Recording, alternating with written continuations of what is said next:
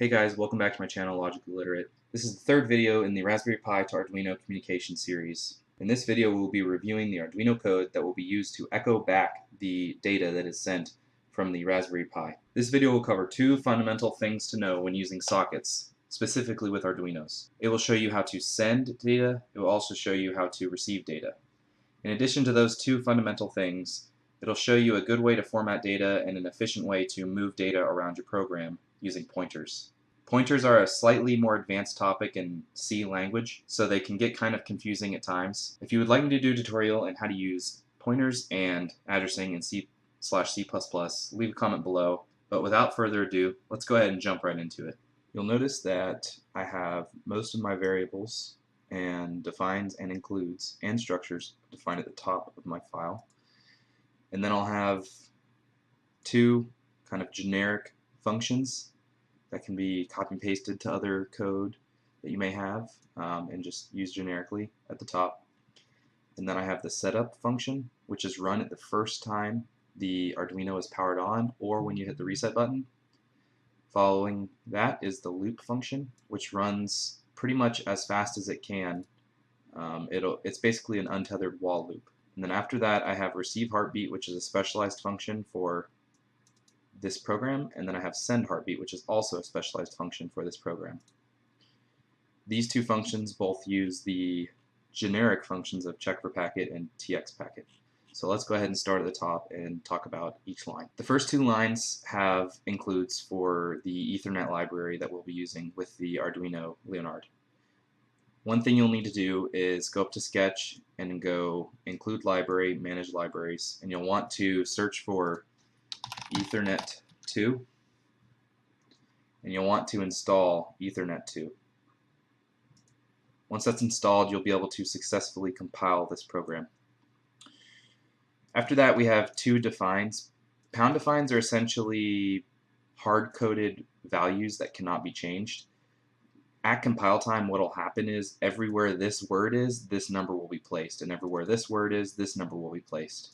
So they're not variables in that sense, where you can change them. They're more so just ways to say the same number throughout the program without having to type the number multiple times. They're essentially compile time variables. Next we have the heartbeat structure. You'll notice I have an integer for count and an integer for random value in here. Integers, like I had mentioned in the first video, are 2 bytes in Arduino's architecture because it's 16-bit. However, in Windows, an integer is 4 bytes, so when we go to decode this, we'll actually say that this is 2 shorts because a short in Windows is 2 bytes. So, and then also because we have 2 integers back to back, there's no padding bytes needed. So the total length of this structure is actually only 4 bytes. Next we have the MAC address as an array of bytes. Following that is our IP address that we're going to request from the router, as well as the port that we're going to listen on. Next up we have the target IP address that we're going to be sending data to, as well as the target port we're going to be sending data to. There is a slightly better way to do this if we were using TCP. I believe the library is a little funky to use when you're using UDP, but for TCP you can actually call a function to grab the IP address of the person that you're talking to. After that we will create a handle for our Ethernet UDP library. This will allow us to do things like begin packet, write, end packet, parse packet, read packet, things like that. After that we'll define a global receive buffer. This is just a byte array with a max receive buffer length. Then we have 2 time variables. One is going to be used to keep track of what time it is now, and the other will be used to keep track of the last time we sent a message. So let's get into the 2 generic functions. First off we have tx packet. Tx packet takes an argument of a byte pointer to the tx buffer. It takes the data length, it takes the IP address as an object, it takes the port number as an unsigned int, and it takes the handle that we're going to use to send the message from. So it's very basic. You just give it the IP address and the port number, you begin the packet, this initializes your transmission, then you actually say what data you want to write. Now notice we're not using an array or anything like that, we're using a pointer and a length. So the way this works is you're essentially saying go to memory at this location, and I want you to take this byte and the next n number of bytes up to data length, up to and including data length. After that, we end the packet, and this actually transmits the data. So more than likely, this is essentially a copy into some internal buffer, and then this is a transmission of that buffer. After that, we have another generic function called check for packet. This method also takes a receive buffer byte pointer and a length. Then it also takes a integer pointer and a packet size, as well as an Ethernet handle similar to the one given here. So we initialize found packet as false, then we parse the packet into packet size. And so the reason why we passed in packet size as a pointer is because we actually want to be able to pull packet size out of this function once we parse to see if there is a packet. So, and because in C you can only return one variable, we have to send a variable in as a reference. That way it can be filled, and I'll show you that more later on. This is kind of a hacky way, not really hacky, but it's kind of a backhand way to get data out of a function without actually returning the data itself. Very commonly used. This little logic here basically says if the packet has a size, meaning there's more than 0 bytes in the packet, then we're going to read the packet into the receive buffer. Again, this uses similar logic to the right, where we're saying start here, copy all the data up to this much. So we can't go over this length because that's how long we know this buffer is. And then we change that to saying that we found the packet and we return the Boolean. Following that is the setup function. This will be the first function that's ran when the program initializes and when the Arduino is reset. At the beginning of it, we set up the MAC address and the IP address that we want with the Ethernet library. We initialize our serial port to 9600 baud rate. We do some printing on that serial port to say that we're starting up. We wait 5 seconds, and then we begin our handle. What this begin is doing is essentially registering on the Arduino this port with this process.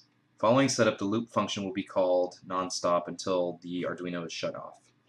This is essentially our main function. It's essentially an untethered while loop. In here, we first get the current time, and then we check if the current time, well, we essentially say we want to go every half second. So this little bit of math here basically controls this if statement and says activate this every half a second because our UDP comm rate is 0.5 hertz. Or rather, go every 2 seconds because 0.5 hertz would be 2 seconds. Then we use the serial port to print out that we're handling comms, just as a debugger help. And then we call the function receive heartbeat, and then we keep track of the time that we last called this function. Right below loop is receive heartbeat. In here we initialize a packet size variable. This is the one we will actually pass in as a pointer. Notice the ampersand in front of it. This means pass in the address to packet size. But going back to the beginning, we're capturing the Boolean found packet as a return from check for packet, and I'll go ahead and show you just to remind you what that function does. It's the one that's actually reading the packets in if it's found. So we return a Boolean of found packet. We pass in the pointer to the receive buffer by grabbing the first address of the receive buffer using ampersand and then casting it to a byte pointer. So it gives us just that single byte's address. We tell it how big of a buffer it's allowed to fill, and then we also pass in a parameter of packet size. That way we can get the packet size value out if we find a packet. Alternatively, you could return packet size as found packet, and you wouldn't need to pass it in as a reference, but I added this in here just to have a nice little teaching moment. So after that, we check if the packet was found, and if the packet was found, then we cast the receive buffer to a heartbeat structure, print some things out for debugging, and then we turn around and send the heartbeat, giving the count and the random value to send heartbeat. Send heartbeat is a fairly simple function. It prints out some debugging stuff, and then it creates a new heartbeat packet that is filled with the count and the value that is passed into its function. And then it uses that packet with the tx function by handing in the pointer to the first byte of the packet, telling it the size of the packet. So this right here would return 4 bytes for this specific packet. Gives it the target IP, which is the IP we defined at the top, and the target port, which is also the port we defined at the top for the PC/Raspberry Pi we're communicating with. And then it tells it to use the global handle that we've defined already at the beginning. And I'll remind you again, tx packet just basically begins the packet, writes it, and then ends the packet, essentially sending the packet. So that's pretty much all this program is doing. I'll quickly go back over the loop function. So essentially, every 2 seconds we're going to receive the heartbeat. Receiving a heartbeat will first check for a packet. If it finds the packet, it'll send the packet back to the person that it was sent from. So it's essentially an echo program. As data comes in, data goes right back out. The exact same data that came in is the exact same data that goes back out. In the next video, we'll cover the Python code, which is much less lines of code.